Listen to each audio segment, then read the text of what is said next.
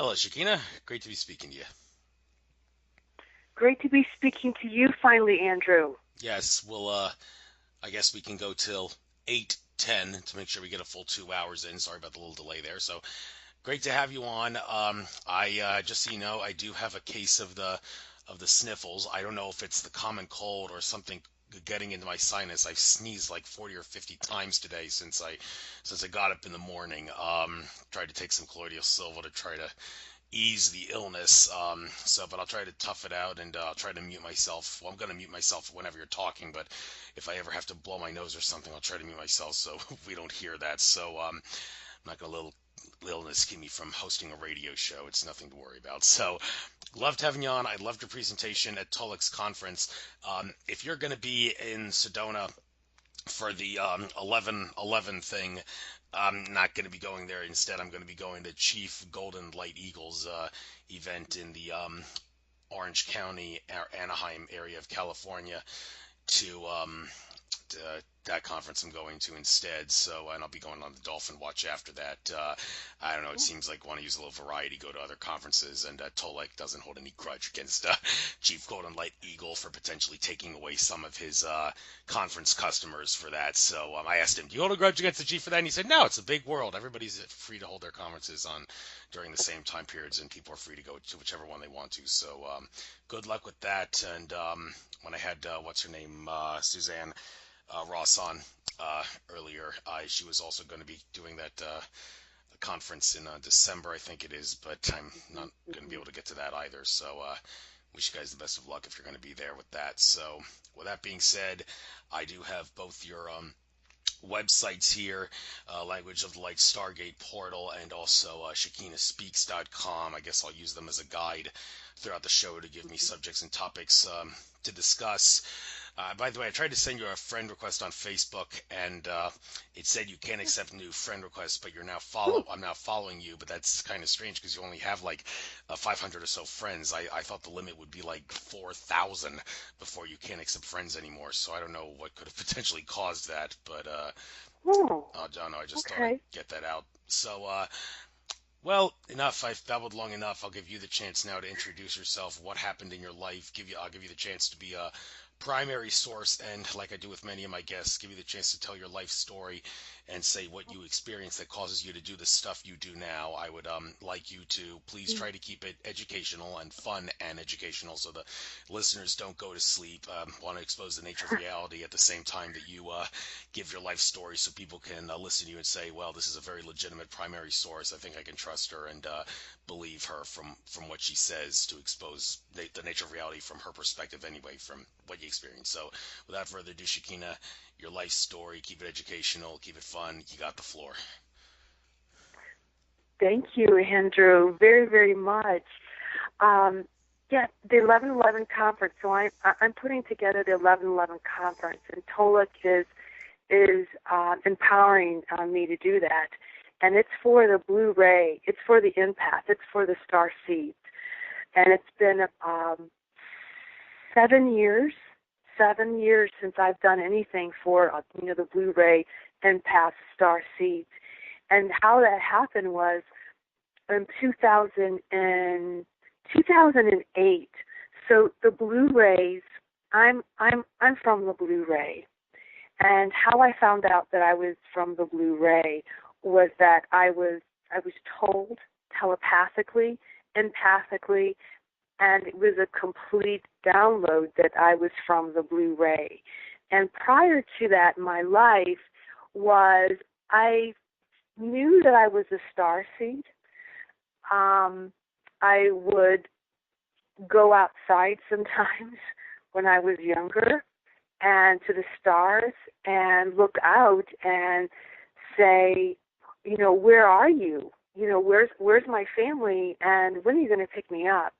Because I always was a little bit, I felt, even younger, a little bit different, and very, very sensitive. It seemed like I was picking up things maybe that other people weren't saying or speaking, but I was feeling, I was receiving information, emotions, feelings, information, other realms, other energies that were coming through from other people or through other situations. So I was experiencing things. I was experiencing life. It felt like not always like other people.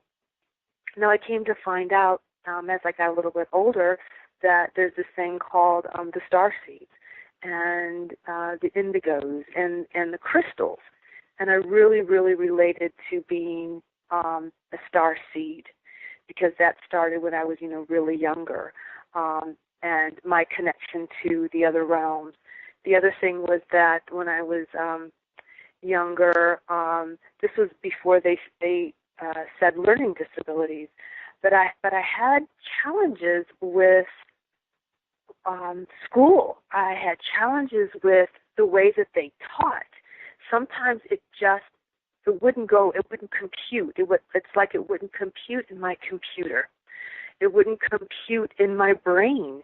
And it's almost like what would happen a lot of times when I was in school or they were teaching certain things, it was almost like my brain would shut down and it just could not compute that kind of information.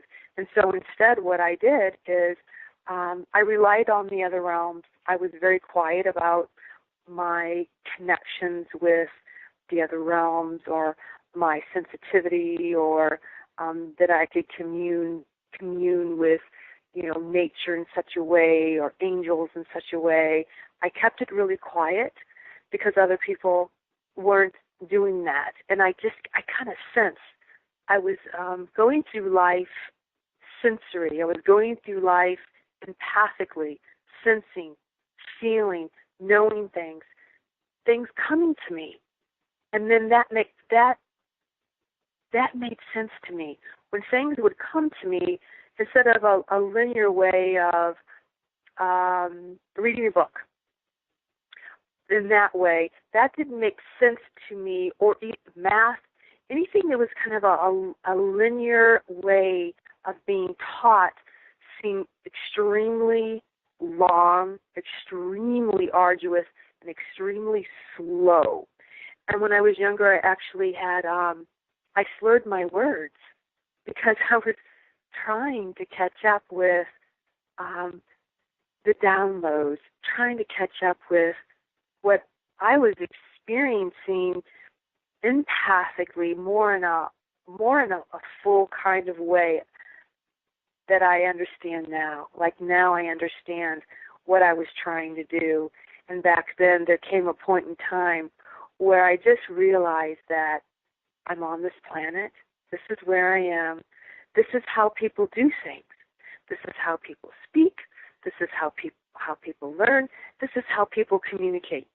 People communicate to each other by speaking this language, and this is how it is to be here. So I made peace with it. I made peace with it, and I slowed down and just felt like I'll just be able to speak in the best way that I can, and whatever comes out is going to be okay. And I can continue, though, commune and connect with the other realms with the way that I feel more comfortable in communicating with another individual or communicating with life, but of course nature, the other realms and the other beings. It's a lot easier, it had been at that time, to communicate and to commune with them in that way because it felt full. It was almost like past, present, and future, before and after time. It was almost like a whole understanding happening all at once. Are you still with me, Andrew? Yes, of course, I'm still with you.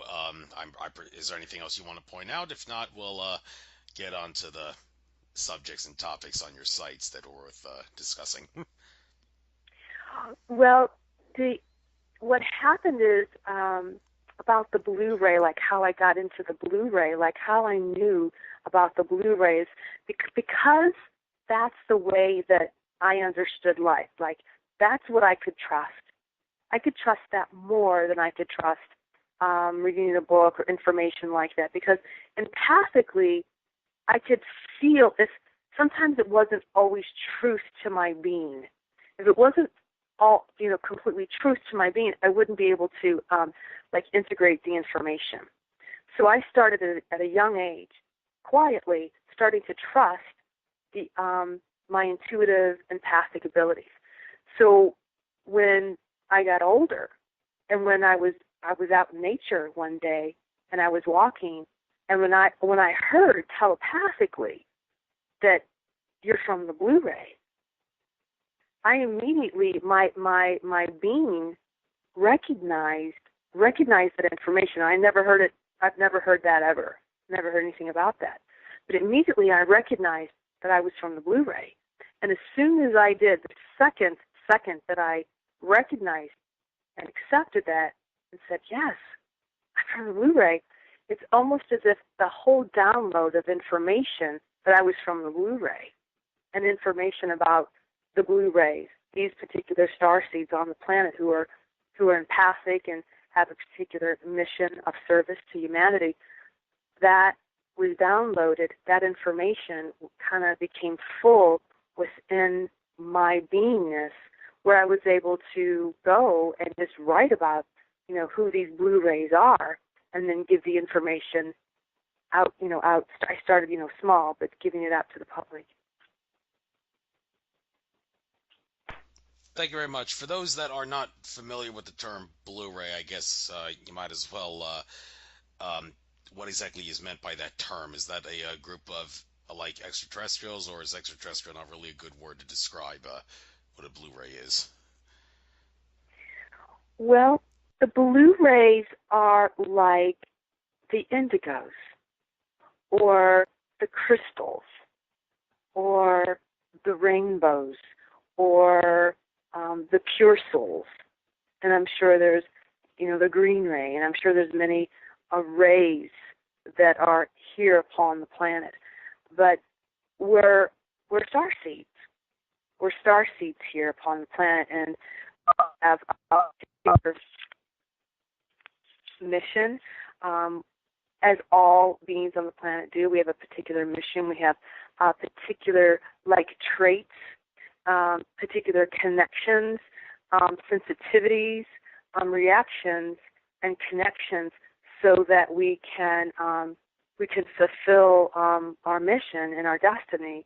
And our mission is, as star seeds upon the planet, is to assist humanity to ascend, and ascending to raise our consciousness to more of our divine original blueprint, or more of our pure state. The blue rays come from different lineages, and a lot of them have a very variable lineages, but the blue ray helps to intercede in those lineages. It's like one of the rays from creation. Blue rays many blue rays feel very connected to the Pleiades. Many blue rays connect to the Sirians. They connect to Venus, Lyra, Andromeda, Arcturian. In particular, blue rays have Venetians, have those Shambhala, Atlantis. Many are connected to Atlantis and Lemuria, as most starseeds are, but in particular they have those particular lines. So you can be a blue ray and feel connected to the Pleiades, or you can be a blue ray and be connected as a Syrian being here. And the significance behind the color blue? I mean, one would ask, why can't it be red ray or green ray? Now, it's interesting. Blue is the color that I usually try to wear whenever I do one of my radio shows like this one, because Elizabeth Harper, prominent metaphysics expert from the UK, one thing she's known for is talking about which colors you should wear, or for that matter should not wear, if you're trying to do certain things. And based on what she said, blue is perhaps the best color that I can wear for fulfilling my mission whenever I do this radio show.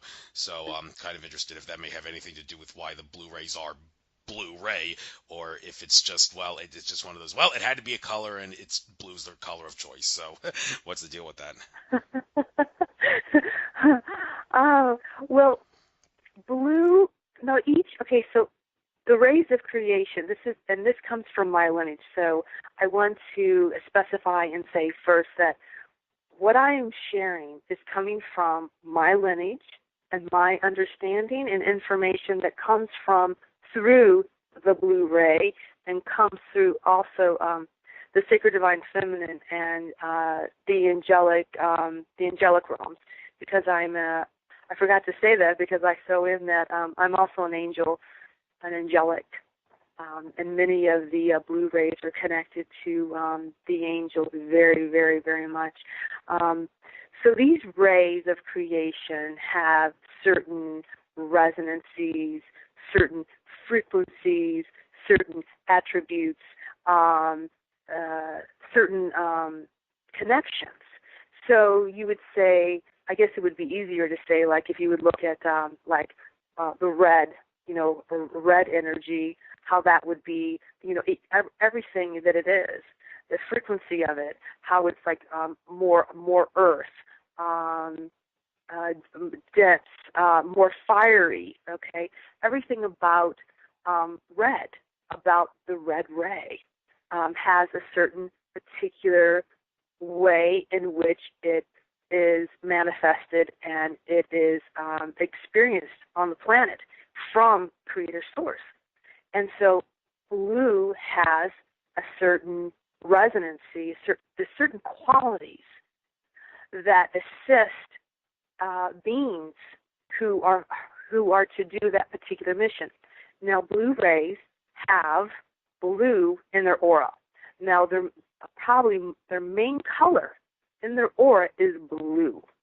So they have that resonancy frequency within their aura. So their aura has a lot of blue in it. Some of them are very blue. Blue beings. We've had blue beings come upon this planet, and there's evidence of blue beings that have come upon this planet.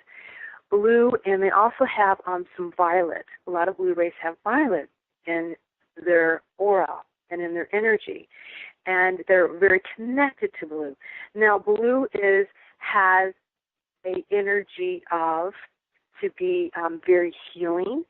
So blue rays are great healers. They're just like natural healers. They're natural transformers. They're beings of peace. They're here as peacemakers. And this is in that field. They can actually use that color. So that color would be fantastic. And blue is used a lot for healing. You bring in like the blue energy. You've probably heard that before. Bring in like the blue energy. It's also an energy of a certain kind of communication. It's a energy of sharing. Very important that that there's an expression of who you are as a blue ray and as any ray. But also I feel that this blue ray lends itself to be empathic. So the blue rays here, one of their main mission and what they're here to do is not to be warriors, and the warriors are fantastic upon this planet. We kind of live amongst pretty strong concentration of warriors upon this planet. I wish that the warriors would, most of them would be a warrior more for peace or for light or for love.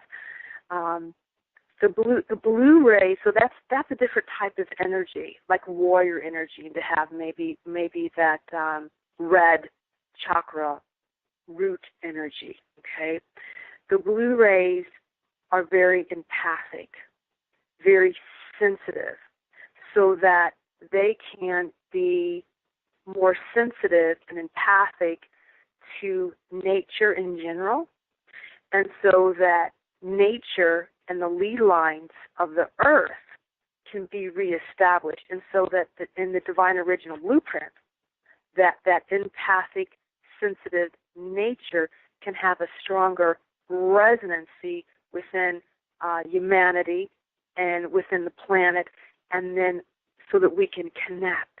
So that can we have a greater connection with our world, each other, life, what we do upon the planet, so that we cannot just go around and do things to others, say things, chop down trees, pollute our environment, anything like that. So we just can't just do it and not have any feelings about it, so that we can have a connection, that we can feel that, so that we don't even do that. Because that's really important. So we need to have those connections.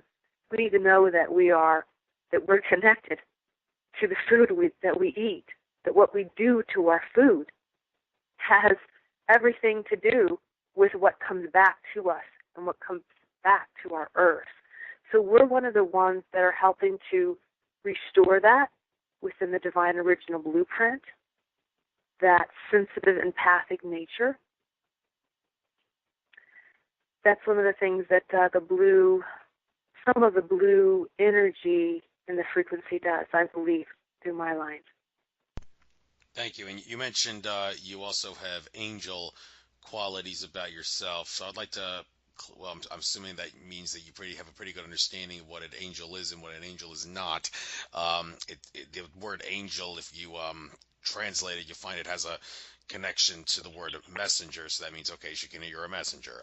Well, there's more to that.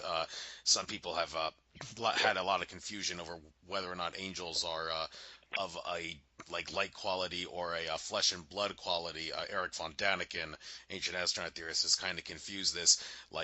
One comical question that he's been known for asking a couple times on Ancient Aliens is, how can angels have sex? And he says that that Enoch, Noah's great grandfather, and also connected to the archangel Metatron, Enoch, he explains that the angels, well, they were not all like light bodies. They do have some flesh and blood qualities to them. So, okay, are angels, can they be flesh and blood and light?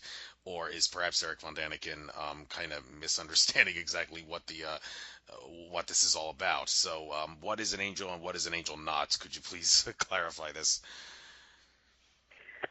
Well, I'll do my best, and again, now I'm going to speak from the understanding of where I come from, and so where I come from, I'm very angelic, and people have a tendency to say that I'm either an angel or a fairy. Now, there's a difference between. Okay, there's a few things. So there's a difference between.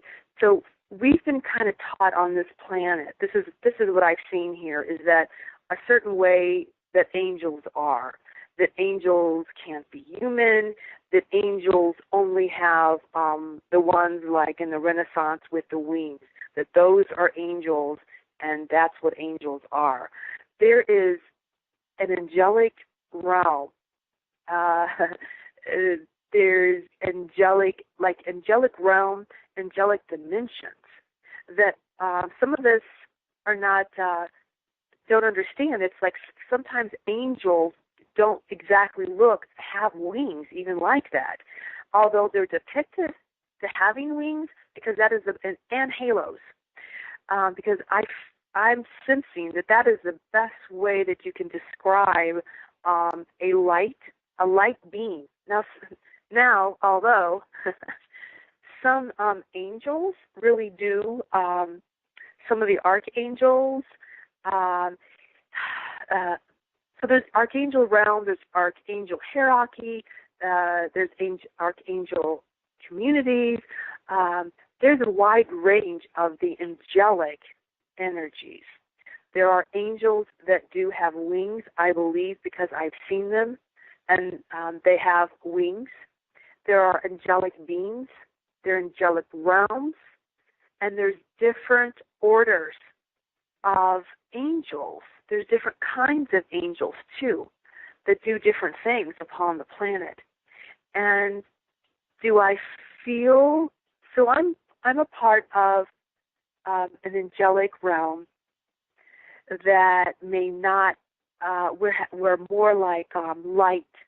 We're light beings, light bodies, and some of the angels, a lot of the angelics, came through and came to different planets and different times to manifest in different bodies in different situations. Even sometimes our extraterrestrial, our galactic family has been considered angels, and they were kind of like light beings. Because some of the light beings, the like ascended mastery, or even the extraterrestrial beings, let's say a Pleiadian being,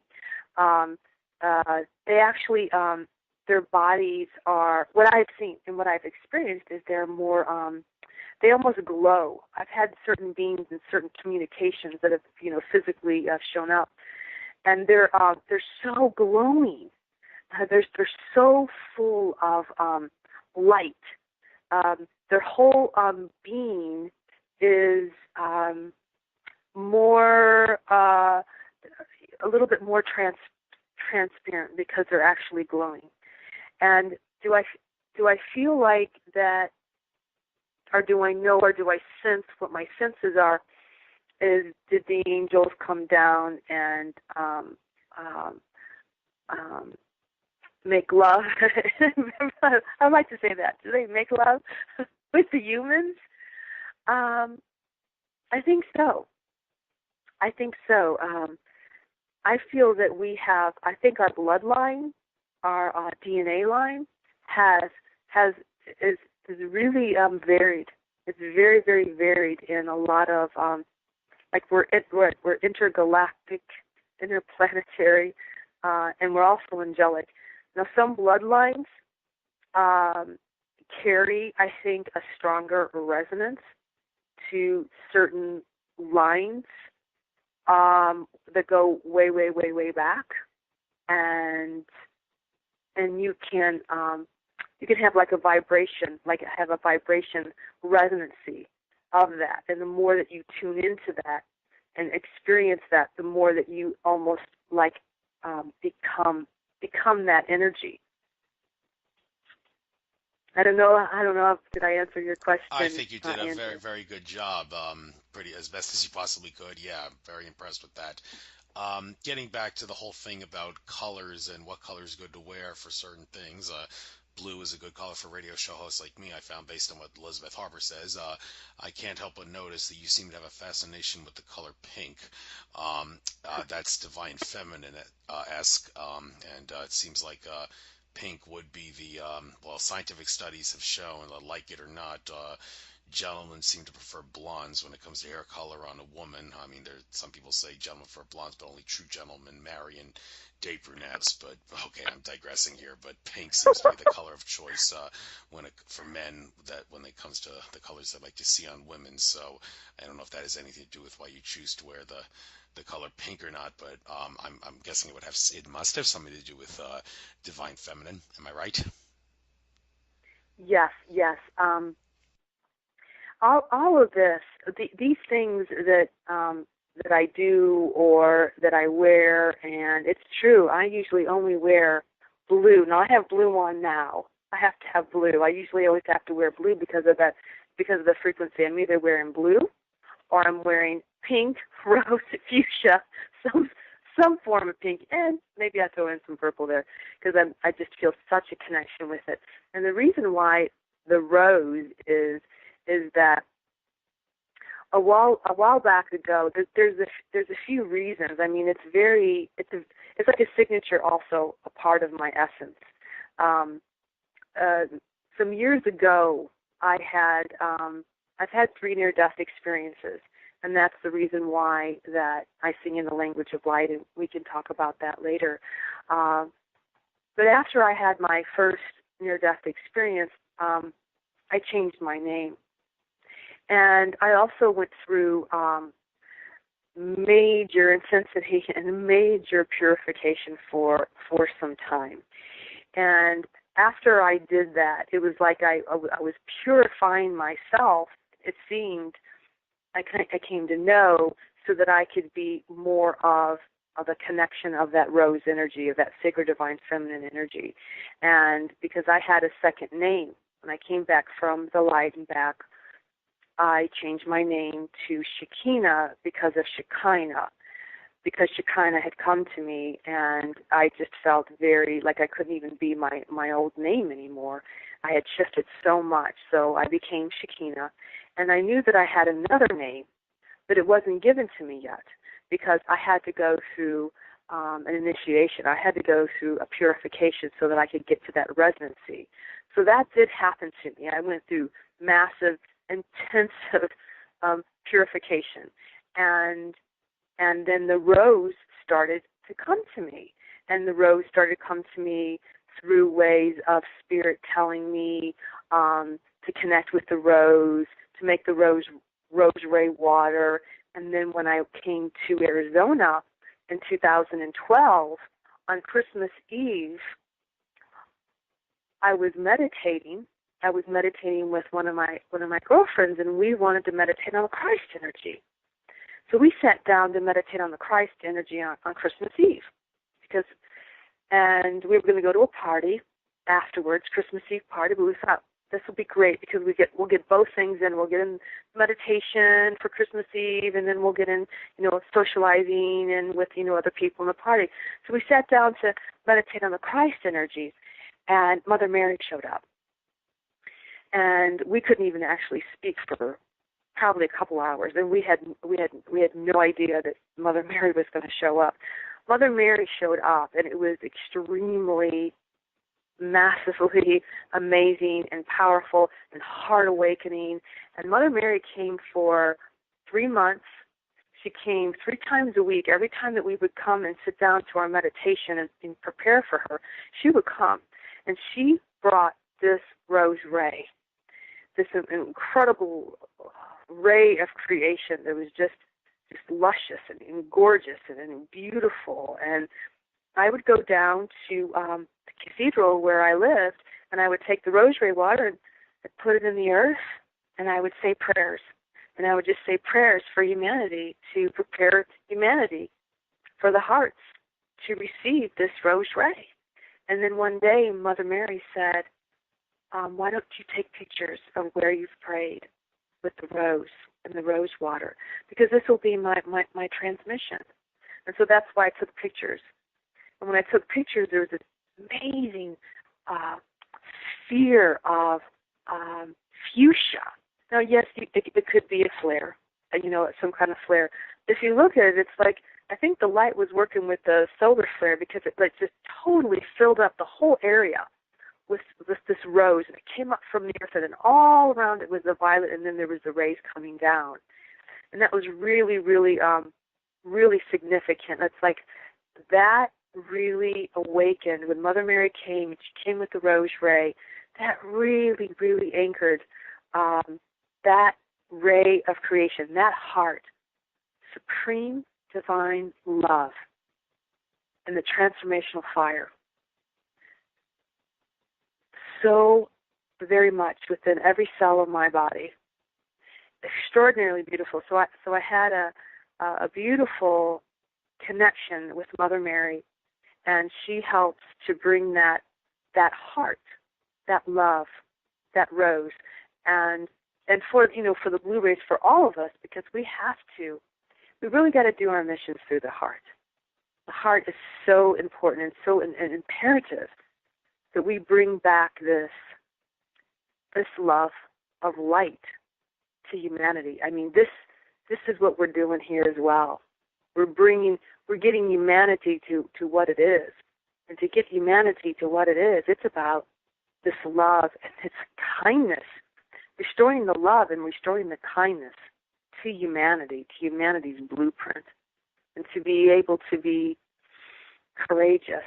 That's, I think, another form of extreme courage, is to be love and to be kindness. That's huge. That's huge. That's huge courage. So that's also part of my mission, and part of my connections here, and I also wear that beautiful color. I don't have any pink shirts in my wardrobe. I think I better get one. I mean, some people have told me I've already found my divine feminine, but I can only improve that by wearing pink every so often. And any men who say it doesn't resonate with me, well, they just haven't opened their eyes enough. But anyhow, speaking of opening eyes, I notice you have a few things on your page about opening the third eye, pineal gland, and you mention you're really big on opening the heart. Well, one person I really like to pick on for a series of things that he says that are controversial, George Kavasilis. He's perhaps my number two most frequently used source of information on my show after Andrew Bartzis. But I just can't help but pick on him whenever this comes up as a subject of conversation, be it like whether or not chakras are worth being concerned about, and also third eye. He says the third eye is in the head. The head is where the mind is. The powers that be want control of our minds.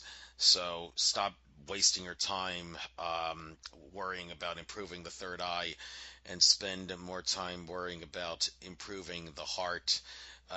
Well, if he can always focus on the heart all the time and not get bored, more power to him. But to not use the third eye every so often for whatever the reason may be that you need or feel the need to use it, it seems like you're lacking the spice of life that is variety if you don't use that. And there's no doubt there can be benefits from it. Interesting debate on this. I mentioned Andrew Bartzis. He's actually said that the powers that be would prefer if our third eyes be open, because if our third eyes were closed, then they can't use all their subliminal messages that are designed to brainwash and suppress our consciousness to the best of their ability if our third eyes aren't open to be able to receive all that brainwashing and subliminal stuff. But that flies in the face of what other people have said about how they use fluoride and such to suppress the third eyes. So, I mean, I've always said if Andrew Bartzis says it must be true, because his ability to access the Akashic Records is the best way of getting a true definitive answer out there. But I don't know, it just seems so counterintuitive to think that they would want our pineal gland open. They would have more reasons, I would think, to want to be closed than want our pineal glands to be open. But that's not really the debate here. The real debate here is whether it's really worthwhile to focus on opening the third eye when the heart is the way to go. You apparently want to try to focus on both, but do you want to really focus on both equally, or do you think one is better than the other? And I would have to think going the heart's better, but I don't know. What do you think? Whew, that's a lot there, and I do have I have things to share about that. Now, when I work with the higher heart. I always work with the higher heart with my clients. I always work with the higher heart no matter what I'm doing. If I'm doing a ceremony, I'm doing a conference, whatever it is, I always work with the higher heart and the third eye, always. I work with the higher heart to connect with the higher heart and the higher mind. Make those connections first, and then we can do the work, because it's so important. Both is so important. Both is so important. The heart is really, it's extraordinary. It's enormously powerful. Now, it's all interesting about this. It's interesting, and I've spoken about this to the people that I work with, because a lot of times people are not always able, or their third eye, or they're not great visionaries. Okay, they can't see, and it tends to be that in this where we're at right now, and even in our spirituality, that there has been, it's gotten a lot better. There has been a lot of focus, especially in the past, to be able to see, to be able to have your third eye open, and to be able to see things. And it almost has been, and it still can be like that. If you can see it, then it's like more important, or it's more powerful. You know, visualize, see it if you can see it. That's how it seems like it has been. Now, a lot of Blu-rays are extremely, what they are first is they're not seeing things visually first. I don't usually, but they're really sensitive. They're very empathic. They're very sensitive, and they're very intuitive. And that is a great power. And that one, I feel, and that seems to be developed first, because that's what we're comfortable with, and that attunes us to everything. And that has a tendency, I feel, cannot be as tampered with. It's a very powerful sense. Now, it's an overlooked sense, the empathic sensitivity. It's gotten a little bit better. We're honoring that a little bit better, because the empathic, intuitive, all that kind of awareness, that has been more, back when, that's been a woman's thing, and it's like, well, that's just kind of like a woman's thing, and it's not, it's really not valued very much, and how can it be like, so accurate? That's shifting, and that's changing. That empathic, intuitive awareness is gold, is incredible. It also has a connection to your heart.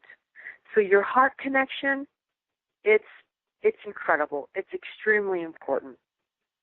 If you're gonna develop, if you can't see and you don't have great vision, there's nothing wrong with you. It just means that other senses are opening that need to be opened first. They need expression first, and they need the building foundation. The heart, number one. I don't think you can ever do wrong. With your heart, because the heart is a huge transformation. It's this huge transformation what you can do with the heart. I think we don't even know yet what the heart is, what the heart can do. It is a great power, and so is our minds, and so is our psychic abilities. That is as well. So when you're able to develop your heart, connecting to the higher heart, and that's why I always get to connect with the higher heart, Andrew, instead of just the heart chakra. And there's a reason for that, is being in this life and to just completely from the heart. Hello? Are you still with? Hello? Yeah. Are you still with me? Yeah, I heard some beeping there. Yeah, I'm still with you. I heard some beeping there. Is that your phone? It's like, wow, heart. Get that power of the heart going on. Yeah. Well, being here on this planet, it is not so easy to listen to the heart. To be here upon this planet, to be here at this particular time, unless you have like the most enlightened appearance, your heart, it's going to hurt. You're going to have trauma from being here on this planet, because this is just how it is. We're not in the highest dimension of consciousness. We have war, we have this, we have that. I don't want to mention all the stuff that we have. We have the greatest. This planet is extraordinary, yes. To me, it's like we have the greatest love here and the greatest light here, and we also have the greatest darkness here. We got both. Anybody that comes to this planet, you're incredible. you get 4 stars for coming to this planet, because we have both. So to listen to the heart, to develop that is like huge courage. They should give huge, like the biggest stars that they do in the military, the biggest stars ever, when you can actually develop and you can live from that heart, because it takes a great bravery and courage. But it's also the most, I think, rewarding. It's the most extraordinary as well to do that. So I say, so I go to the higher heart. Working through the higher heart, which is a little bit higher, closer to your thymus, can allow you to connect in to your heart. And it's more of a higher heart connection to your soul, a strength, and still heal, still be in the body, still heal from, traumas of the past, of being on this planet. So working in the higher heart, living through that loving kindness is extraordinary. I say absolutely. Work on the heart. Do these things, because, my goddess, we need that so much more now than ever. We need it. We need all these brave warrior souls of the heart to live through the heart, to be kind beings, to transform things through the heart. Now, when you have the third eye as well, when you have the pituitary and the pineal gland working as well, that's amazing. Then you're able to see through the heart, to live and to actually experience these experiences, these visions, this telepathy through the heart. So I say absolutely, both. Both is I think both is imperative if you can connect both. But I think if you just work in the mental, if you work just in the mental and you're up there, then you're going to be your whole being is going to be a little off. Even the structure of who you are, everything that you are, is going to be a little bit one-sided. And there's this whole other side, this whole other aspect that you're missing. I think both connecting the higher heart and connecting with your pituitary, your pineal, and doing those things as well. This is going to be a very powerful being, a truly powerful, wise, divine being. That's what I would say. Oh yes, I think nobody can disagree with you, but people can agree to disagree on the best possible ways to do it and which variety is the best. But anyhow, I'd like to talk about other things because you've got plenty of subjects here worth talking about. You seem to be very interested in the 528 hertz solfeggio frequency. It's interesting how if each solfeggio frequency of the 7 main solfeggio frequencies were to be thought of as representing the chakra, the 528 hertz one, that would be the solar plexus if you're going from low to high, with 396 being the root, and then I think it's 963 is the top one. That would be crown. And if you do the other ones, 528 hertz would be the solar plexus. Now, with that being said, that makes people wonder, okay, how does that tie in with how 528 hertz is the solfeggio frequency that you would listen to during meditations if you want to activate the codons in your DNA. And the solar plexus, it's interesting. One would ask, well, why would you want to concentrate on a solfeggio frequency that's solar plexus based? Now, don't get me wrong, the solar plexus has great qualities, but people have said that one of the reasons our consciousness has gotten suppressed since the fall of Atlantis was because Atlantis, which to a great extent was heart-based, when the fall of Atlantis happened, and this isn't me talking, this is David Icke talking in his book, The Perception Deception. He said that in that book that Atlantis fell, we moved from a heart-based society into a solar plexus-based society, where it's all like me, me, me. It's all about me. You point to yourself when you say it's about me, and you're pointing to your gut area, your solar plexus area. That's kind of what he's trying to hint there. But I mean, you're suggesting it says here the tab 528 hertz concert of souls. Well, what exactly is that? So, what is it about 528 hertz that you find so fascinating, and all this other stuff that I've said, which seems to downplay the credibility of 528 hertz? Am I looking at it the wrong way, perhaps? Well, what have you got to say about this? Okay, so I'll share with you. So the 528 hertz is what I have come to know, and Dr. Horowitz brought that into being. I think he brought that back, the ancient Suffigio scale. He brought that back and wrote a book about it and rediscovered it. I think there was another doctor that discovered it, and then he crossed over, and then he picked up his work, and then he wrote a book about it. So there's a scale for the 6 pure tonal notes of creation, and 528 happens to be one of them, and I believe 528 is love, miracles, and transformation. And it also works with your DNA. It helps to shift your DNA to the higher frequency there. Now, how I kind of came to connect to the 528 hertz is that before I had my near-death experience, I'm not a singer. I don't know how to sing, or I don't know how to do any of that. But when I went to the light and back in 2007, I got attuned to this harmonic, these frequencies. There was a lot that happened when, in a short amount of time, I think it's beyond time and space. But what I say is I went to the light and back. That's what I say in near-death experiences is, because that's what happened to me. I went to the light, and I experienced a lot of things there at the light, and the light communicated with me. But I also experienced resonancy, frequency of that space. And I was going to cross over and go to the light. And the only reason that I came back to this planet was to sing in the language of light. It was like there was a moment in time. It's kind of a half a moment in that time space that I realized that, oh my God, oh my goodness, that's what I want to do. That's something that I need to do on the planet. And when I realized that, I plummeted back into my body. And then shortly after, I started singing and toning and the frequencies. And science came and tested one of my vocals. Now, you can go to YouTube.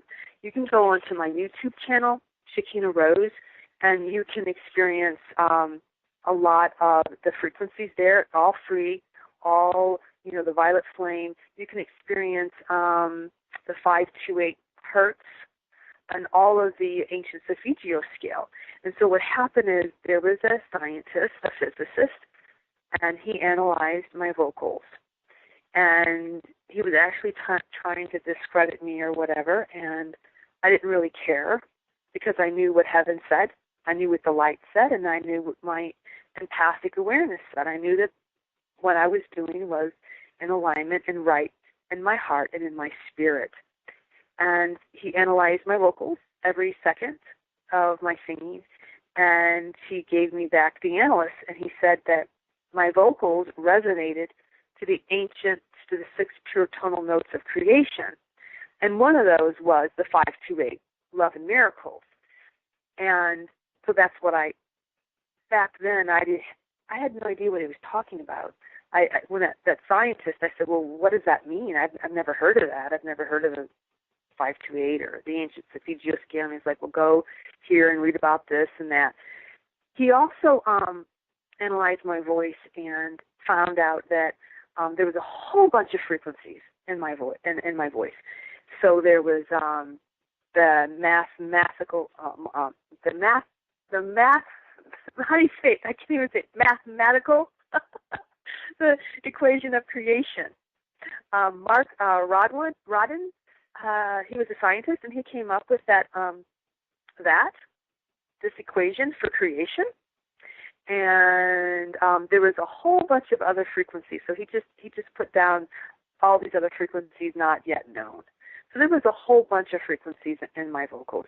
And there was the mathematical equation of creation. And I had no idea how that was even possible. So back when I found out about that, I just felt like science was helping me. It was like, wow, that's pretty neat, 528 hertz of love, transformation, and miracles. That's really great. So what I did is I kind of used that. I used that on a lot of my CDs, and I just wrote the 528 hertz because at the time people kind of knew about the 528 hertz, and I didn't want to put all the other frequencies out there, but they knew about the 528. Now, am I attached to the 528 hertz? Absolutely not. I'm not attached to any of those frequencies. The ancient Solfeggio scale, none of them. I'm not attached to them. It's just that that's the one I put because people are more familiar with it, and it makes sense too. Sometimes it can make sense to a person. It's like, what is she doing there? Why is she singing like that? That's a little unusual the way that she's singing. Some people can't understand the language of light and what that means and that connection to your soul and to your spirit. And others, when they find out, there's a frequency, a tone that's 528, and that equates to love, transformation, and miracles. Oh, okay, that makes sense to me. I can understand it. Okay, so she's singing in that 528, and this is what the 528 does. So that's why I put the 528 hertz mostly. Now the history you can go online and find this out, that the ancient Defigio scale was lost and that it was rediscovered, and that I don't know, 1700s. No, it's probably even earlier in the 1600s.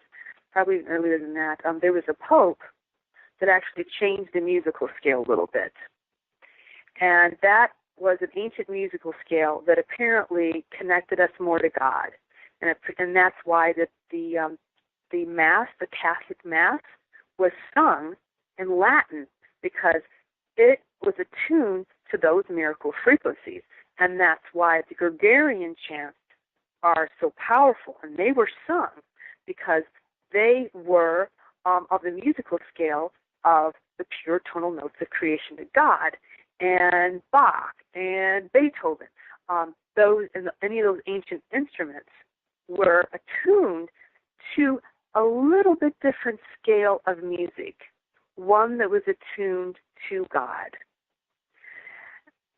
So that is that is what I feel about that. I'm not attached to any of the frequencies because there's a lot of other frequencies out there, although that's one that people can seem to relate to. Thank you very much. I'd like to now give you the opportunity to make a little bit of a sales pitch out of this program for yourself. I'm looking at some of your Stargate jewelry here. Pretty expensive jewelry, but I assume that's because the metal and the stones in the jewelry is of the highest quality. So I no doubt they will fulfill what they're intended to do. It's interesting, a lot of these jewelries there, they seem to be teardrop shaped or circular with sacred geometry in them, and some of them are star shaped and all. So I'd like you to give the opportunity to briefly cover each jewelry that you feel is worth covering. I don't know if you need to cover them all or not, but if you want, I guess so. I just make it kind of quick here because we've got some other subjects here. Which jewelry do you recommend for each person, and show us that it's definitely worth the amount of money that they pay for it. Thank you, Andrew. Yeah, that's dear. Yes, a lot of them are those precious stones and those metals. So these are called, I call them the Palladian Stargate pendants, and they have the three activation codes in them. Now, the reason why that I do that, I don't know how to make jewelry. I don't know how to do anything like that. But in 2013, and that's why I'm having the 1111, because on the 1111 in 2013, a Pleiades ship showed up here in Sedona and made contact with me. And it was really, really powerful.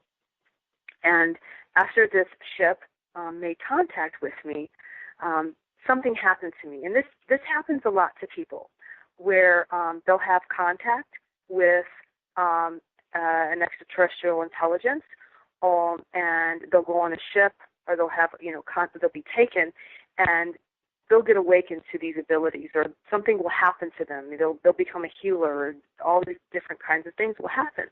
Well, that happened to me, and it happened on the 1111.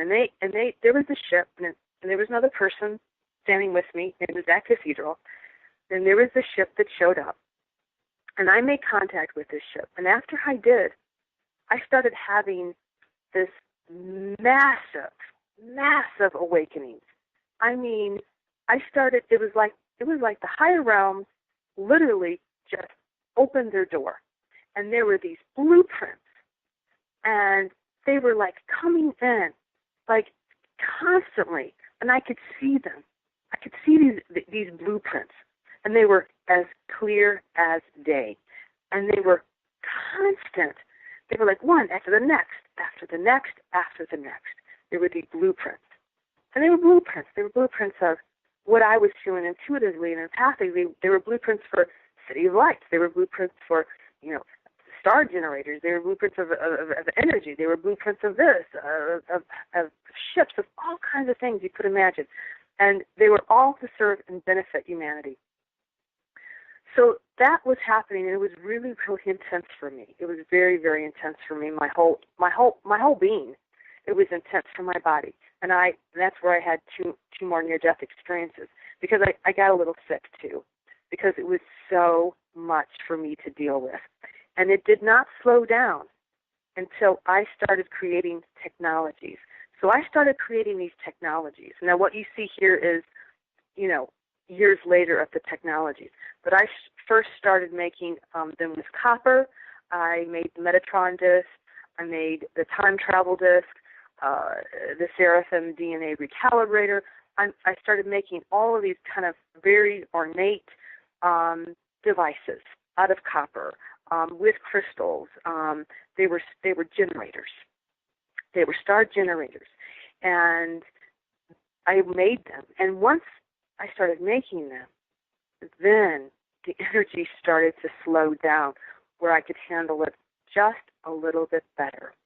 And eventually, so the codes came in.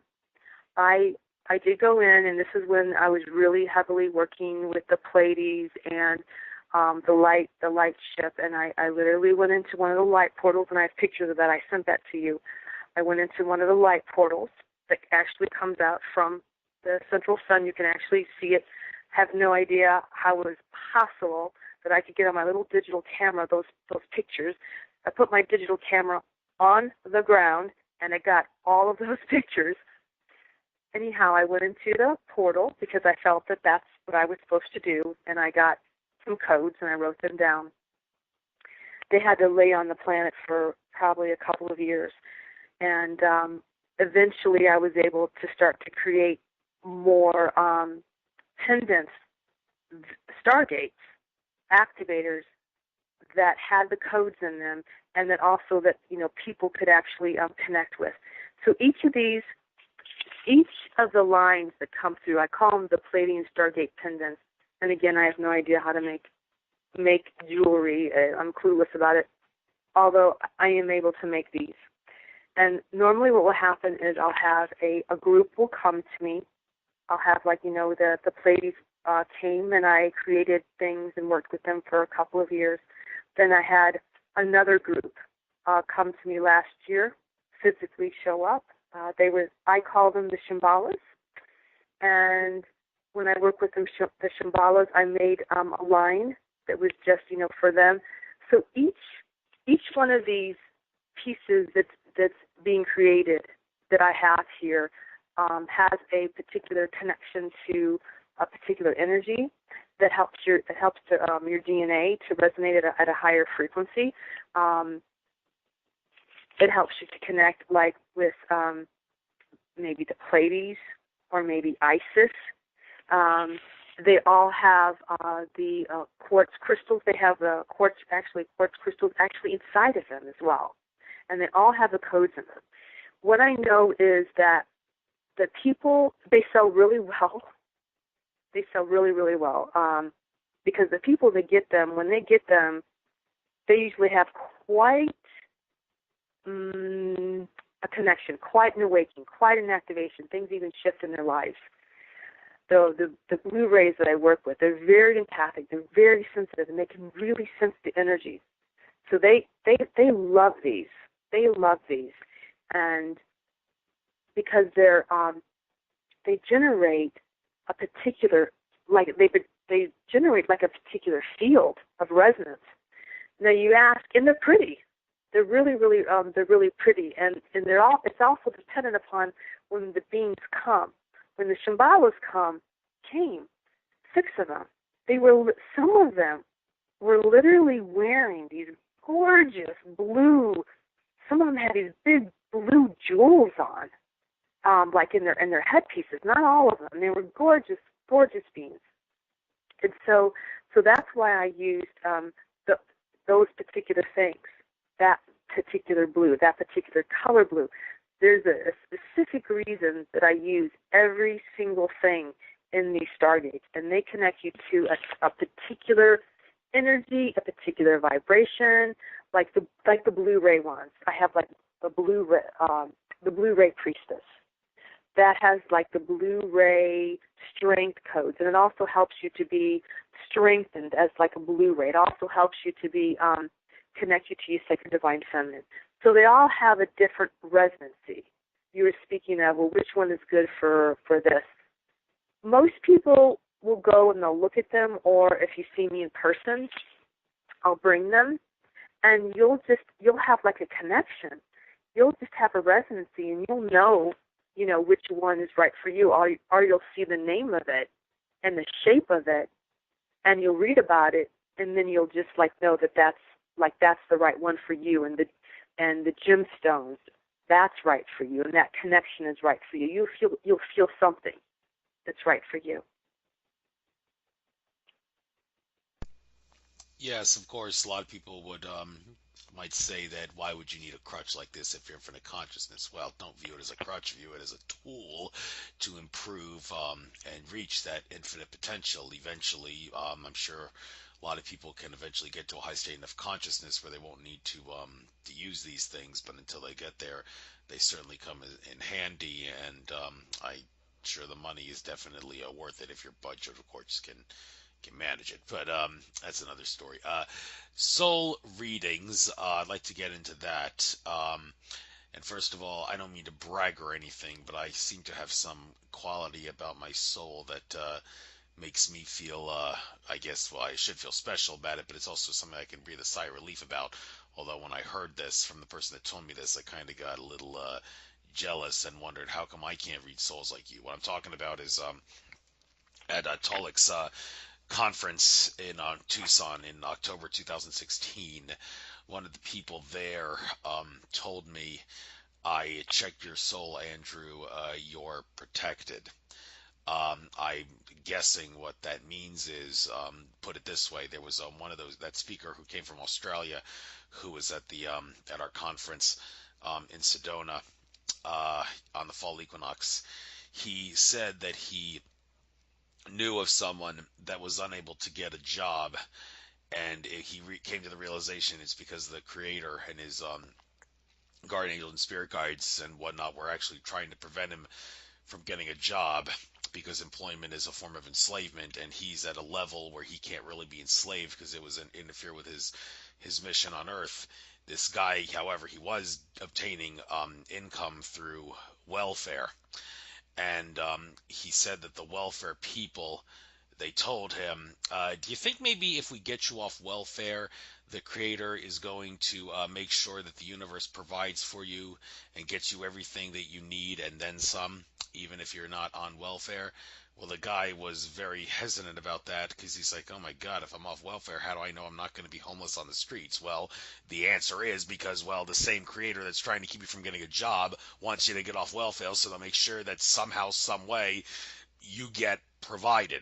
So what I'm guessing is when that woman told me that I have a soul that keeps me protected, I'm, for all intents and purposes, would be in the same boat as that person. Like if I didn't have a job and I wasn't on welfare, the universe would keep me going and get me what I need to keep, well, not only to survive, but also to fulfill my mission on this planet, which is to be an activator, and do a lot of things to suppress the matrix and spread love and whatnot. So I guess that's a little bit of a relief. Although it seems like for me it's one of those don't quit your day job kind of things, because, well, I mean, it's not like I don't like my day job. I work in my mother's family-run business, and I'm very, very close to my mother. She means more than me than anyone or anything.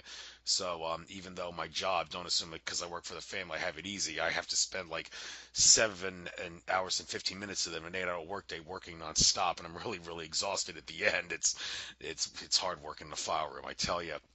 But I mean, if I didn't have that job and didn't have welfare, I'm sure I'd be protected and all that. And I'm guessing a lot of people, some people are like that too. And this makes me wonder, this woman, how exactly does she read my soul to be able to determine that I am protected, the word she used?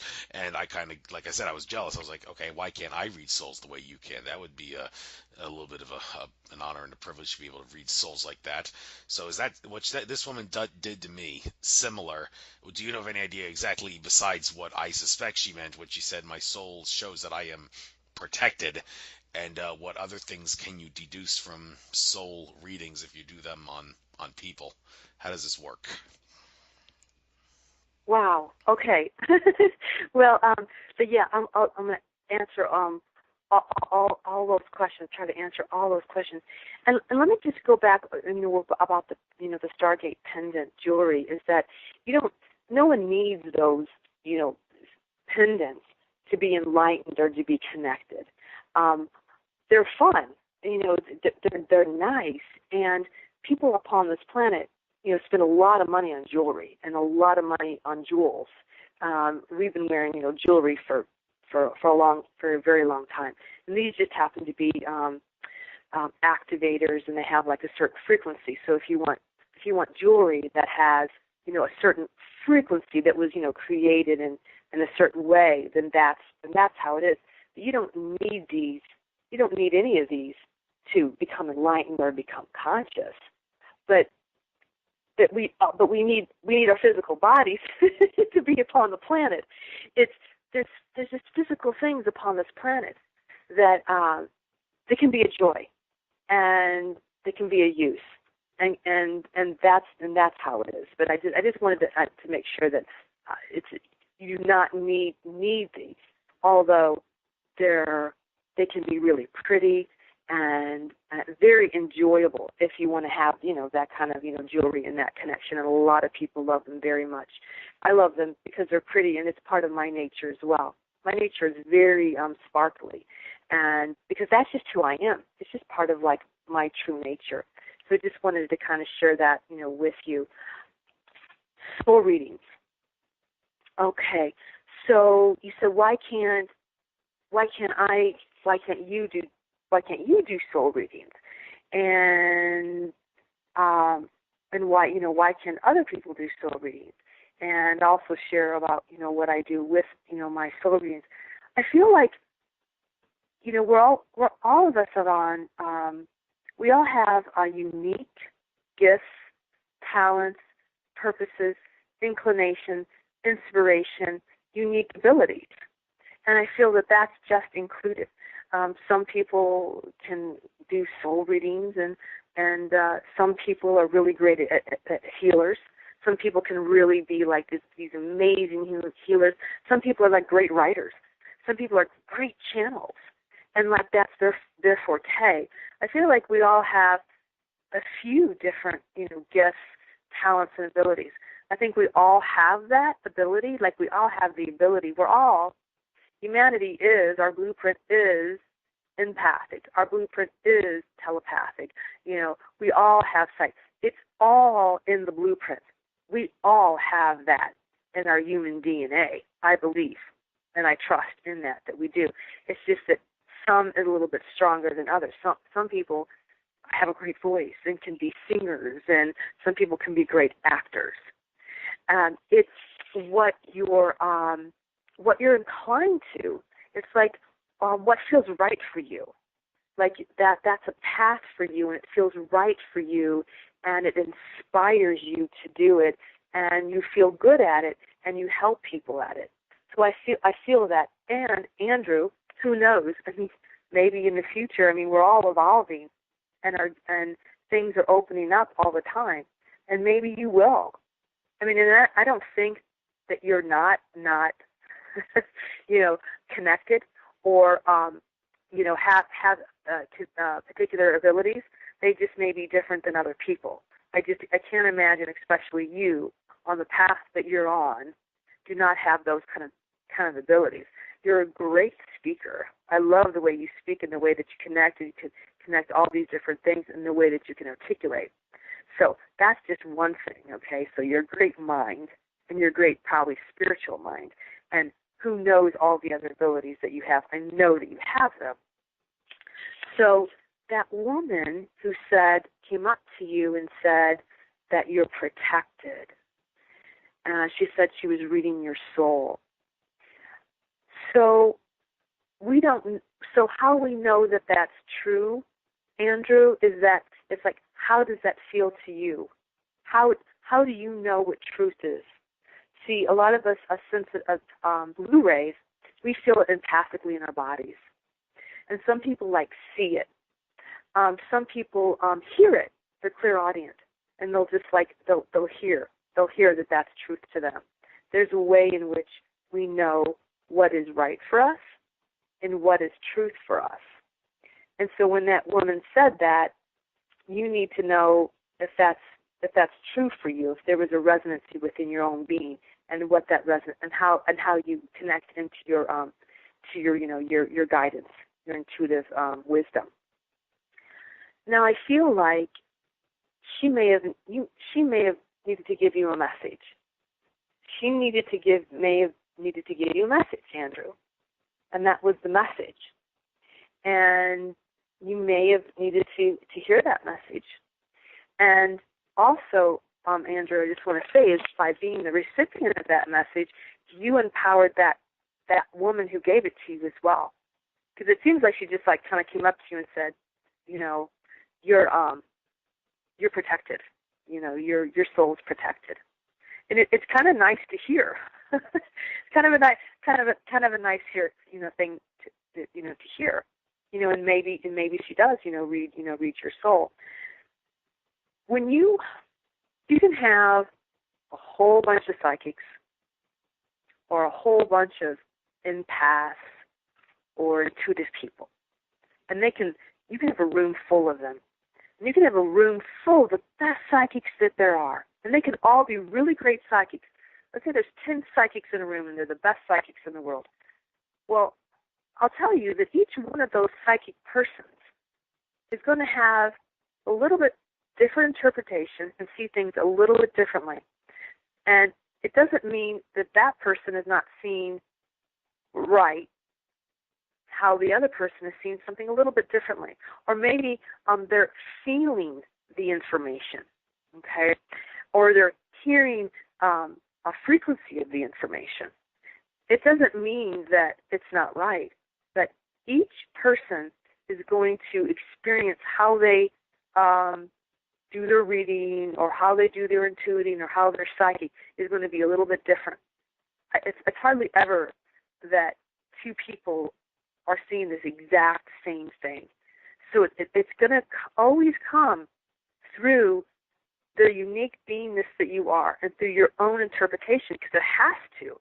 I mean, you can only speak English if that's all you speak. You're just going to speak English because that's the only way that you're going to be able to, to communicate. And it's going to come through that filter of English. So I want to say that because when you say soul reading too, it's going to be different. This person is going to soul read different than this person over here. I say soul reading, and that's probably going to be, this is the way that I do it. And the reason why I say soul reading is that I started to realize that when I was doing my healing is I was getting all this other information, and I was able to see things. And I say soul reading because it wasn't like when you go in for a psychic reading. When you go in for a psychic, I'm sure Andrew, you've gone to a psychic and had a psychic reading. Yes, I have. Okay, so psychic reading kind of tells you a little bit more about this plane, really what's going on here, your relationships and your job, all that kind of stuff. It's kind of really in this realm. That's what I feel like a psychic reading is, okay? And they'll tell you probably other things as well. The soul reading is where I'm connecting more of what's the reason that you came in here to be? Where you come from? What's your soul's gifts? What's your soul's purpose? What is your soul wishing to express here upon this planet? I ask that. It's what does your soul wish to express upon the planet? What's your gift? What's your talent? What's your abilities? Okay, and then I'll get into more of the other energy. Then a lot of the other energy will come in of a little bit of how that's going to manifest. Because you may come here to serve in a certain way and have certain abilities. You may be a healer. Let's say you're a healer. That you're a healer, but how it's going to manifest in this world could be, could take, different avenues and different paths. And I even help you with that.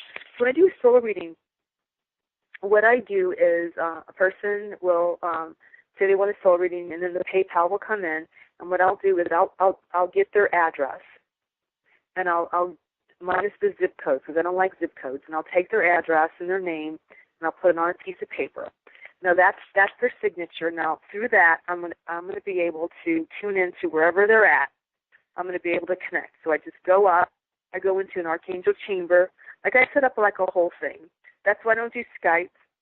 I'm not, on camera because I like to be in an archangel chamber. I set up like a whole energy structure, spirit, and I don't want to be in front of the camera. I don't want to be connected to the internet.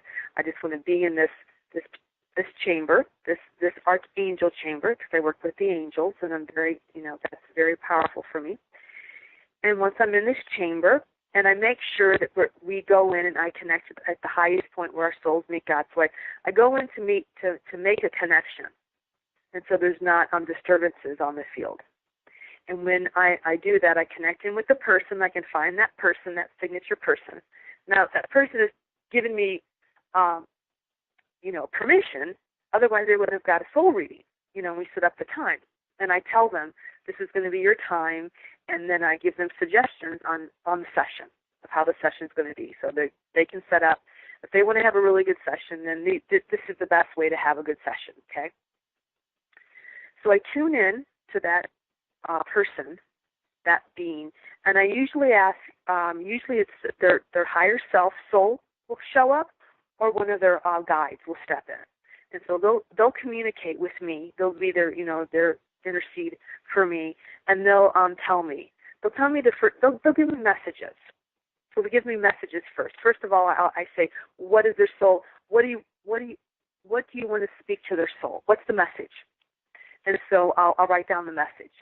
Whatever message that their soul just wants to speak, and then I'll start asking questions for that through that soul, through that higher self, or through that guide of, what's their gifts here? What's their mission here? What's their purpose here? Where are they from? What origins are they from? And they'll tell me the different origins, and then I'll get into more specifics.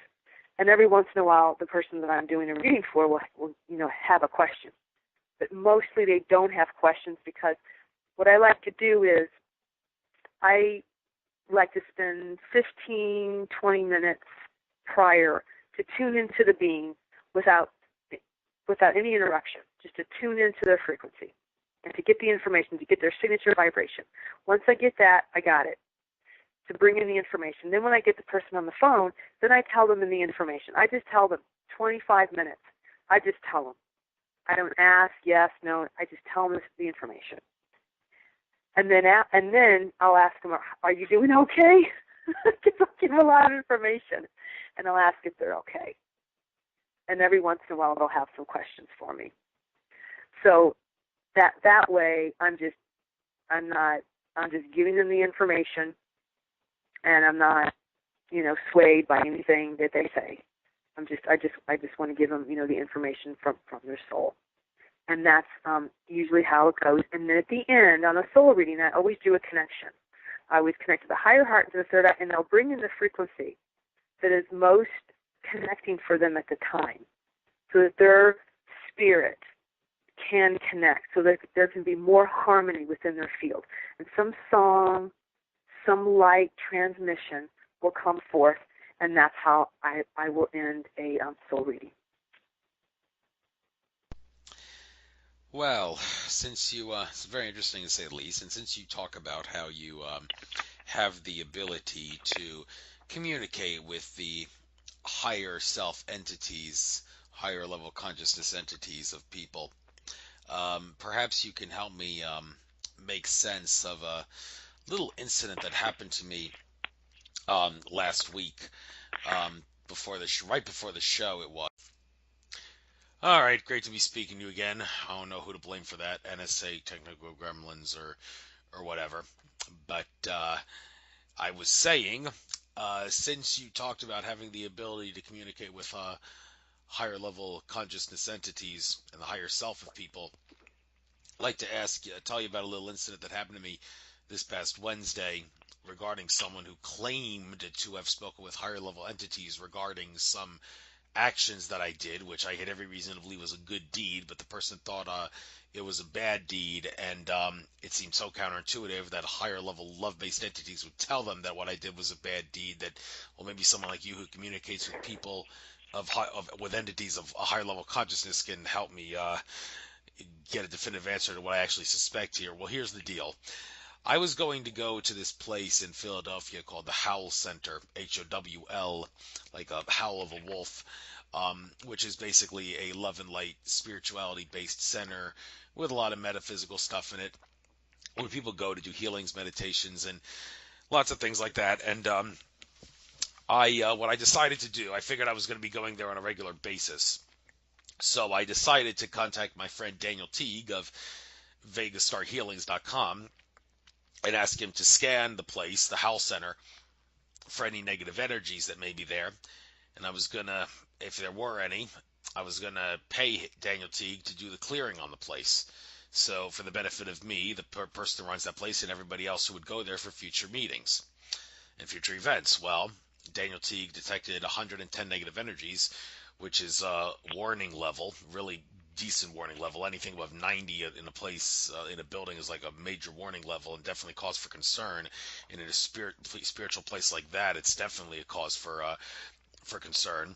So I paid him the fee, which was about $150, to clear out all the negative energies, and for a little icing on the cake, put protection on the place so those negative energies will not be able to return, and the negative energy will be cleared permanently. So he did that, and then I contacted the person who runs that place, a woman named Dominique, and told her that I said, I'm pleased to report that I have paid my friend Daniel Teague of Vegas Star Healings $150 to clear all the negative energies out of your place, all 110 of them. So from now on, you should find that, and people who go there should find that events there are going to run a lot more smoothly and feel a lot more relaxing and all that. I hope this suits you well. And she also was planning to charge a fee of $10 to anyone who would go down to that event that night, which on that night it was actually going to be an event to channel and communicate with lost loved ones and friends who were on the other side who passed away. Well, that was the plan anyway. And I told her I'd be willing to pay the $10 fee that you're going to charge people, as well as the fee for any future events that I go to. But hey, I think it's reasonable for you to ask this, since I was willing to take a large chunk of money out of my pocket. Perhaps you could maybe compensate me, so to speak, and let me maybe come to like maybe 6 or 7 of the meetings I go to free of charge. Then after that, I'll start giving you the fees and all that. I mean, well, I don't think it's too much of a request and all that. Well, I was waiting for a response, and then I got a response from her, and it totally took the air out of my balloon. And the response came like right before I was about to interview Fred Graves, so it was kind of hard to swallow, and I had to suck it up and deal with it for the interview. But basically, what this person, Dominique, what she sent to me was a message saying, I have spoken with higher council, and they have told me that what you did, your actions, clearing the negative energies, goes against the whole love and light based feelings of we are all one, we are all love, so you are permanently banned from ever coming here. Don't bother. Have a nice day. Well, that took the air out of my balloon like crazy, and so I would eventually contact the place, and I told them, okay, what kind of a love and light-based spiritual center bans someone for taking a large chunk of money out of their pocket to clear negative energies? Dominique, who obviously was the one who answered the phone, was very caught off guard by that. That she was like, well, it's against our contract. We don't. I want you doing things like that, and I was like, well, that's really effed up for you to do that. So how about you apologize, and how about you rescind your ban? And next thing I knew, she hung up the phone on me. Well, I actually contacted Daniel Teague and said, could you do a scan on this Dominique person to see if maybe you can find out if a chakra scan of her would find out why she would do something so discriminatory and so flat out stupid like this? Because it made no sense that she would do this to me after the favor I did. And Daniel Teague found that she had all 7 of her chakras energetically blocked, and she had a parasitic entity that hijacked her aura, which is causing the chakras to be blocked, and has the ability to court other people whenever she holds spiritual events. So it's actually a good thing I didn't show up at that event, because if I did, I would probably have gotten courted, and these entities would siphon off my energy and all that, and probably a lot of people that have gone to past events had the same thing happen to them.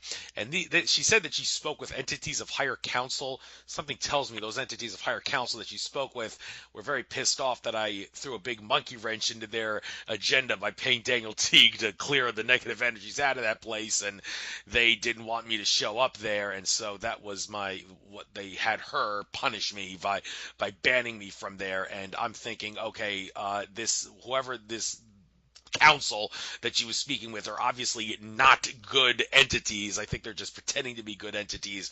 And this lady, I mean, I'm sure she means well, but because she's parasitic, she's got a parasite that's blocking all her chakras. She's got problems and all that. And well, maybe I should stay away from the health center.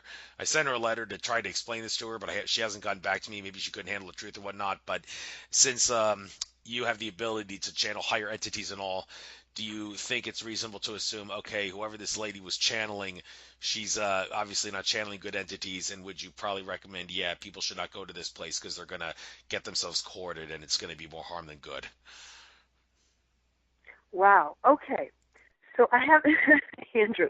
So just have a few questions here. So you were going to be at the center, and you were going to do different healings, or you're going to do different groups. You're going to do certain things at her center. Yeah. Is that true? Yeah, Okay. and at that So night it was supposed to be talk with the deceased loved ones. I wanted to speak with both my paternal grandparents, who are both dead, and also this friend of mine named Mary, who died of a heroin overdose about 2 years ago. That's who I was planning to, but that was not to be. So, yeah, and it's a okay. good thing, I Okay. think it was, because of the reasons I just explained. So you were going to go there and rent the space, or just have a session with this Have a woman? session. She was going to, yeah, and I Just felt, have a session with this woman. yeah, You and were I just going to have a session with this woman. Okay. So did you ask her prior, or tell her that you were going to do like a clearing on her center, or you just did it because you felt No, you needed to do it? I didn't do that, and I had no reason to think I had to, because it's kind of I won't answer what I expect her to say. Then, oh, this was the greatest gift anyone could have done for me, to clear out all the potential negative energies in my place. Why would I have to ask for permission to do something like that? Well, I don't know. That seems to be the common excuse that other people are giving me, as to like, well, you think maybe you should have asked for permission. No, I don't think so. I mean, a lot of people like Daniel Teague, who do healings and things like that. They get clients who want to do healings and clearings of other people's places in secret, like as a gift, to like keep the magic, so they keep it secret. So, well, what was wrong with me not asking for permission from this woman to do that? Well, I can only speak for myself, and that if I, like my space here, like if I was going to go to another center, like if I was, okay, I've gone to another center here, and they have a community time where they have like healers and different things like that, and acupuncture and healing energies, and like I've gone to two different places. Now, I, I I wouldn't personally go and clear their whole entire building so that I could have a session there. Now, and then tell them that I cleared it. Um, what I may do, like if I needed to, was make a space so that my energy could go into that place. Like if I felt the energy was too intense, regardless of that, I probably wouldn't go anyway. I probably wouldn't go to a place that was really intense that I thought I had to really really clear. Um, Now, myself, I wouldn't just go and clear some place like another person's center. I wouldn't do that. That's me. I just wouldn't clear someone else's space. Now, if I was going to go there, if I was going to rent that space, if I was going to use that space, yes. Like I'll go in if I'm going to do like a conference or something like that. And a lot of times what I'll do is I'll clear the space, but I'll clear the space so that I can be in that space, so that I can have my whatever it is, my ceremony, or if I can do a little singing. A lot of times, it's going to be really short because I'm not going to have like a lot of time. So, it's like Andrew. Yes, clearing things is great. I think it's a really good idea. I mean, keeping things clear, keeping your own being clear. Like I'm always working on my own being to be clear. I think when you get into like clearing this, it's like when you get into clearing other people's spaces without them knowing it. That's that, and then you tell them, and you tell them that there was all these maybe not good energies, it's kind of like a human response for that person to kind of say, well, this is my center, this is my energy, and this is what I do here, and well, this is what I'm going to say to you, Andrew. I mean, I don't think it's so off base of what that woman said, because what you're saying is that the energies weren't really great, and that you had to clear them just to go into her space. The thing is, Andrew, it could be true. It doesn't mean that it's not true. There could be if there are a lot of energy work in that venue, if there's a lot of, especially that kind of stuff, if you're working a lot with the other side, if you're working in mediumship especially, you're amping up the energy. This is what I've known and seen over the years, of 20 years or whatever. You're amplifying the energies for a lot of other souls to come in, because you're working with that. So what you did and what was seen probably was true. There probably was a lot of entities around there, because that place, center, or whatever's happening is working with the other side. And so a lot, not just the entities that they're working with, but there's other entities. There's a lot of entities that like to look as well. That opens up a portal for lots of entities. So I'm thinking there's probably even more entities than that. There's probably more than 110 entities.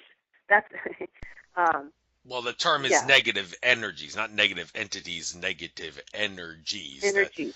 Yes, and well, yeah, that could be, but that could be so easily so when you're working with that. Yeah, but that could be so easily so. So you went ahead and cleared. You felt like you were a good Samaritan and doing all that, and yeah, I think that she didn't ask you to do it. Okay, I think that's where it is. Andrew, it's not like that it wasn't good what you did, or that you didn't see it, or that you didn't feel it. Because maybe you intuitively, it's like, okay, I'm picking up some stuff here.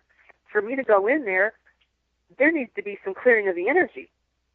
That's probably true. It is true. That's what I'm getting, right? So you felt that. You acted upon it. It's just you didn't ask her, and that's just what it feels like. You just didn't ask her, and then she felt like you went and did this, right, and said that her place needed to be cleared of negative energies. Okay, but the thing is, this woman has 7 chakras blocked and a parasitic entity courting her. So this leads me to think that if that's the case, well, probably I'm sure it is the case. I don't think Daniel Teague is not in channeling right when he scanned her for that and found that. So I'm thinking that if that's the case, whoever these council of entities that she says she communicated with that told her don't let Andrew Fisher come down to this place because what he did was wrong, they're probably not good entities, because she's parasitically blocked, and she's got with a parasite that has the ability to court other people that go down to her place. So yeah, maybe the monkey wrench I threw in there by clearing the energies, but it's still not a good idea to go down there, because she's got an entity that's courting other people and blocking chakras. But what I'm asking you is, as someone who can channel and communicate with higher level entities, is it in all likelihood true that this council that she was speaking with was not really good entities, because she's got a parasite in her aura? Okay, this is what I'm going to say, Andrew. So I'm not going to go there with that, because that would be between you and I.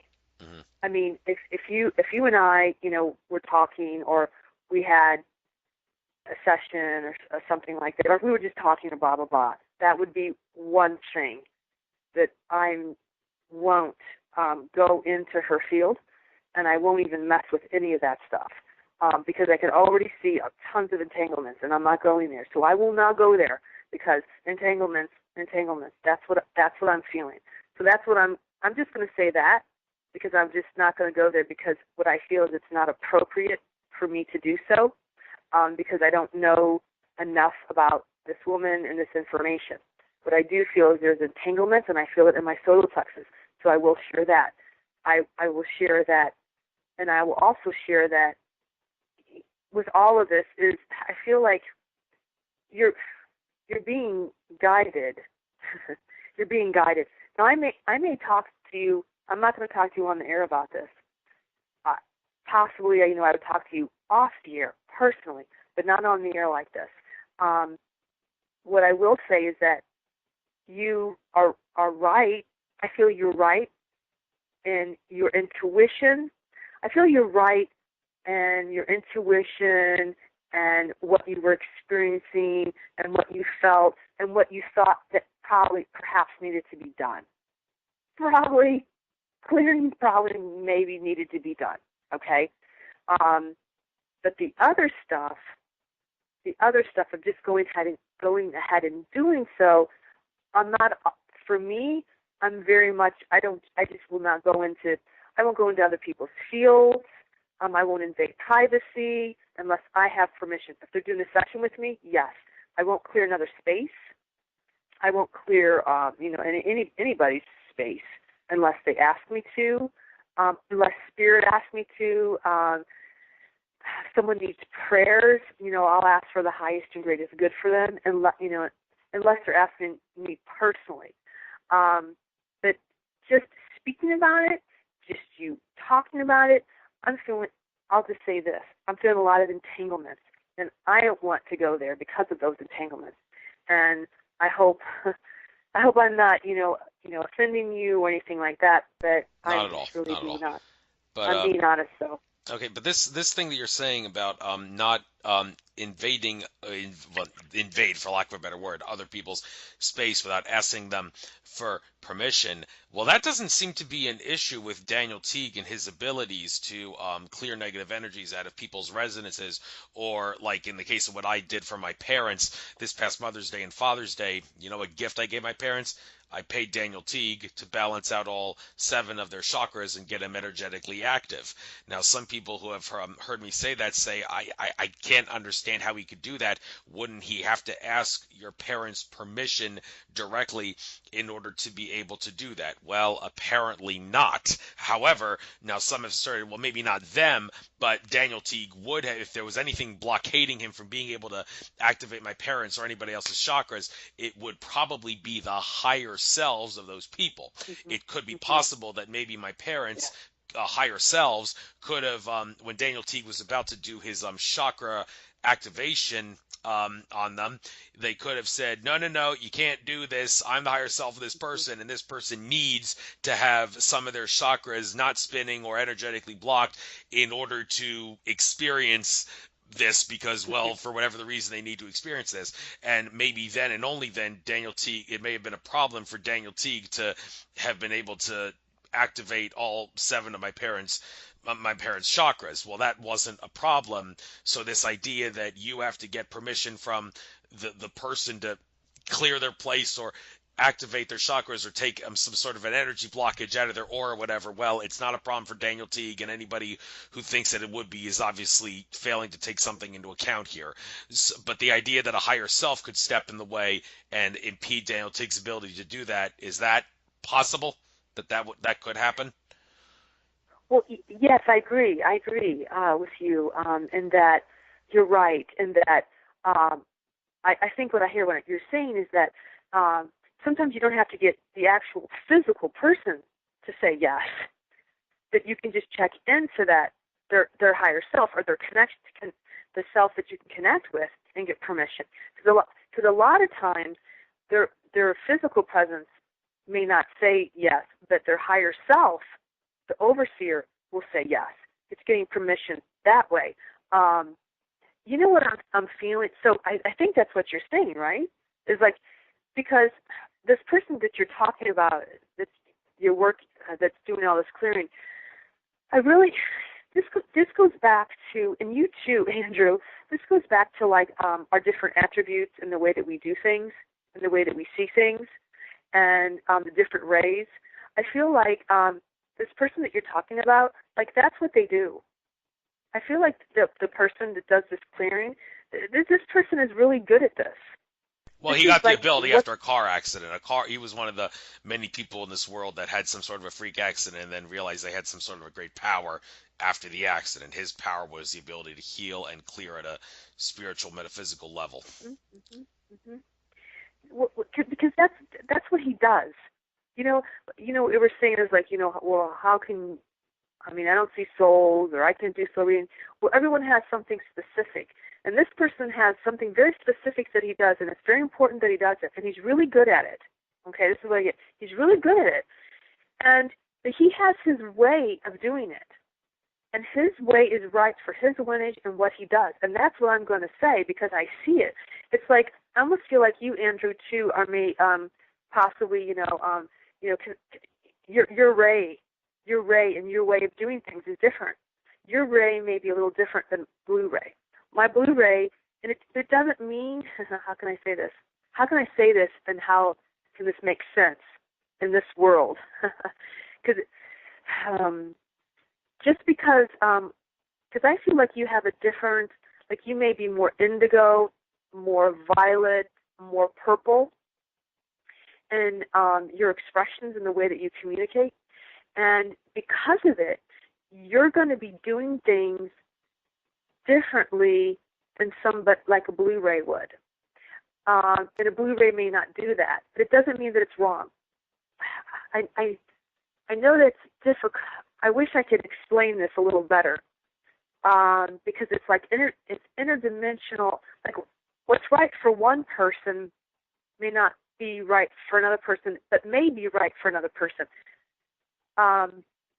Because it's your lineage and it's your line. So I wouldn't not maybe do that because I'm a Blu-ray and that's not in alignment with me. But it may be in alignment with you because you have a whole different mission and purpose. Because I do get like you do those things and you have a different way of coming across, and like a ray and like a frequency in the way that you do things, in the way that you act, in the way that you see things. But it doesn't mean that it's not right. It just means that it's different, and we're serving in different ways. And I hope that doesn't offend you in any way, but I hope it makes sense in some way. Yes, I do see where you're coming from. Different points of view are different truths. So, yes, that's one way of looking at it. But let's switch gears here. We got about 12 minutes left. I want to get back to that whole light language thing because this is a phenomenon that I think planet Earth is going to have to really, really concentrate on in regards to getting to the 4D, 5D ascended level above 3D. One area where I think this ties very much in this whole light language thing and communicating through light language at a universal level with other beings and well humans with other humans on Earth. It's interesting how this I think anyway this ties in with this whole illegal immigration phenomenon and border security phenomenon that seems to be going on in the world right now. Funny I say this, and we just had a terror attack in New York, and the guy that was led to believed to have had it just had some sort of an invalid visa of some sort, which enabled him to immigrate to this country illegally. It's a long story and all. I haven't really gotten all the details on it, but this whole seems to tie in with this whole immigration thing of like should immigration, like traveling across borders, be a right or a privilege. It's funny how a lot of people in the metaphysics and spiritual but not religious community, people like you and me, seem to be of the opinion that like hey, we're all people, we all might as well get rid of the borders around the world and allow people to cross borders without government permission or paperwork filing, because like setting up a wall on a border like Donald Trump has suggested doing is like seems so counter to going to a higher level of consciousness. And in fact, Mother Earth as an entity would probably say something like, "I don't want a wall on the border because that's tantamount to clogging an artery in the human body, putting a border on the wall." I'm sure that when the Great Wall of China was built to keep out Mongolian invaders, yeah, maybe the idea of keeping out invaders was good, but Mother Earth as an entity wouldn't like something like that, a border on the wall between country. A wall on the border of countries. And well, on the other hand, people in like the American Patriot community, because as much as I'm prominent with the metaphysics and spiritual communities, I also try to be active with the American Patriot community. All those like 1776 is the answer to 1984 kind of people. They are of the opinion that immigration ought to be treated as a privilege. They want the border wall. They want people that cross borders to have to go through a vetting process. And here's where the whole language thing comes in. They say that one of the reasons immigration needs to be treated as a privilege and not a right is because we speak different languages. And you better learn the language of a country that you're coming into if you want to come into that country. Well, if we learn the universal light language, that's not going to be a problem. And being able to cross borders more freely wouldn't be such a problem. Well, that's all well and good, but that's easier said than done. I mean, how are we supposed to treat this to get people to learn the light language better, so like we won't have like a Tower of Babel type society where all the languages got confused and screwed up and all that, like as the Tower of Babel story goes and all that, which is a whole other story in itself. But anyhow, yeah, how can we learn the light language better in order to, among other things, help us like get along better on this crazy world? Well, Andrew, you have such great, incredible insights. You're quite a connected being, and you have such great insights, and you have such great connections. I love your connections. I love how you can take a situation and make a connection, and make it's brilliant. I love it. Thank you for being on the planet and being such a brilliant connecting soul of spirit and light. The language, and you are so connected and right on about what you're talking about, is the language of light it is a universal language. It's a language that goes beyond words. And how you can, so if someone is speaking in the language of light or singing in the language of light, you want to not hear it with your mind, logical mind, like how to figure that out. You want to like take your energies and just like bump it up, like go up. That's the best way I can describe it. Anytime I sing in the language of light, because I've never sing a note in my life, my whole body, I feel like I'm just going up towards light, towards my heart, and I feel like I almost sing from the heart, that I bump up. So it's like you go beyond words, and you hear and you experience. You try to hear and experience the tone, okay, and how you feel about it, okay, and the message of the soul and how it connects you. What's the connection? But it's like physically you feel yourself. You go into your heart, but your higher heart. Your heart chakra is in the middle of your chest, and then you go 1, 2, 3, 4, 5 inches up, and you go into that space if you want a space, and then your energetic body, you kind of like your energy, kind of like you want to bring your energy up and experience the frequency. What is the unity? What are you experiencing empathically? Okay, let yourself experience the tones. Now, when you start and the unity, it's like you connect yourself beyond just to the frequency to unity. You connect yourself into concert of souls, the place where we are all connected at God's source, because that's what the concert of souls, and that's we have a harmonic resonancy. All of us humans here on this planet create a concert, a symphony together. Yes, we do. And you can hear it. You can experience it, and you can feel it. And it's above anything. It's above It's above entanglements, above. There's that space that we're truly connected. It's really, really real. Some people can actually see it. Some people can see a light that connects us all. And some people can hear it. We're a concert. If you can just be aware of that, just know that it's true, or be open to finding it, and be open to finding it within your higher heart. You take your higher heart. You trust. You have to trust. You have to trust in love. And you trust in your own spirit. And you go into your higher heart. And when you hear the language of light, go into that higher place where we're connected as one. And find how the connection, like we're connected, feel how that frequency, that tone is connecting us and giving you greater information and greater experience within your whole being of how we're connected. And resolution. There's resolution that comes from this too. You can get, instant resolution about what to do about certain things. That's one way that you can experience the language of light. And also when you start in that energy, or even go into the divine principle of one, and even asking to know the language of light, it'll start happening to you. It'll happen to you maybe in different ways. Sometimes people write it. Not everyone does the language of light the same. Some people write the language of light, and some people can look at the language of light and can instantly feel a resonancy and a connection, like there's a connection with your soul. Some people sign in the language of light. They use their hands. Some people speak. Most people speak in the language of light. They speak in the language of light. And some people sing. I'm one of the singers of the language of light, that different expression. And there's many expressions of the language of light, of the one, sound of creation that we make the symphony. And it goes, a lot of it happens when we listen to nature and we're in nature. Those sounds can take us to our unity. Yes, I love nature very much myself.